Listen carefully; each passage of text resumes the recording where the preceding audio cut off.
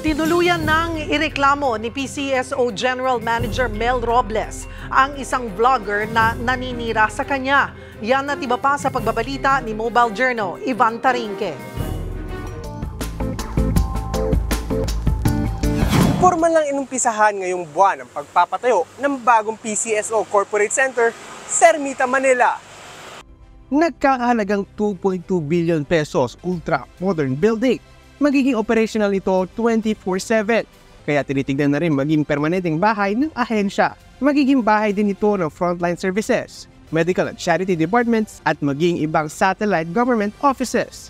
Sa tatlong palapag naman na gaming at multi-purpose building, ay magiging dedicated naman sa draw court, gaming operations. Advanced na rin ang mga building na ito dahil sa ICT-enabled facilities at technology kontra lindol. Kasunod niyan, nitong linggo ay nag-file si PCSO General Manager Mel Robles ng defamation at invasion of privacy kontra sa vlogger na si Claire Contreras o kilala rin bilang si Maharlika. Sa 36 pages na complaint, biktima raw si Robles at ang kanyang pamilya ng mga manisyoso at mapanirang puring akusasyon. You are accusing me of hiring and killing, committing murder, and then you expose my daughter. Pag naging victim ng hate crime, I don't know. Ano yan? Anong klase yan?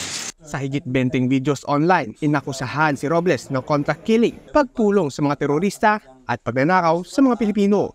Dahil dito at safety ng kanyang pamilya, nagsampan na sila ng complaint noong July 15 sa California. Our security protocol will have to change. No? You're affecting people, you're destroying lives, no? Because of an irresponsible statement. Hindi rin daw alam ng mga Robles kung bakit patuloy silang binabanatan online ni Maharlika. Hanggang sa ngayon, wala pang sagot sa reklamo ni Robles ang vlogger na si Maharlika.